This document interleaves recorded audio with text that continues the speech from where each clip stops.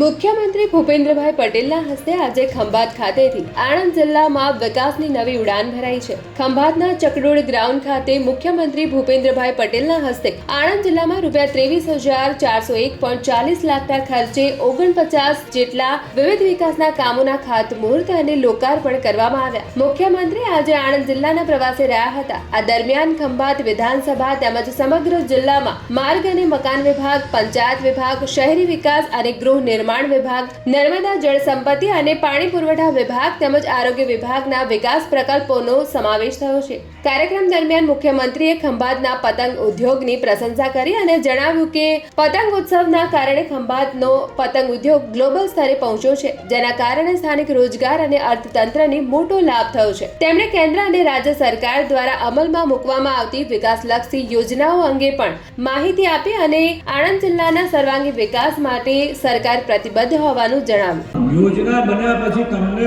ખબર હોય તો તમે એનો લાભ લો।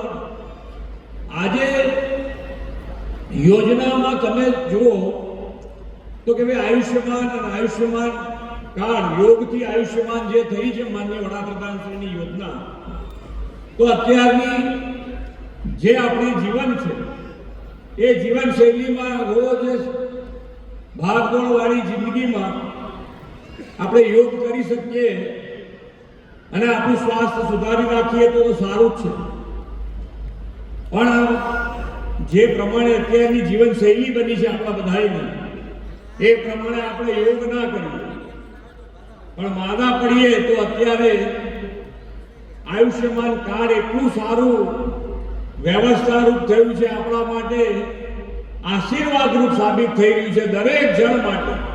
હું તો એમ કહું છું કે ભાઈ આયુષ્યમાન કાર્ડ જેના ઘેર આવી ગયું છે, સામાન્ય માણસ છે, ગરીબ છે, જેણે કાર્ડ કઢાવી દીધું છે, તો એ કાર્ડ ખાલી ઘરે રહેવાથી એમના ઘરમાંથી માંદગી દૂર થઈ જાય એટલું તાકાતવાળું આ કાર્ડ બન્યું છે। અને એ તો જેની પાસે પૈસા ના હોય, જેને તકલીફ હોય એ બધાને ખ્યાલ આવે।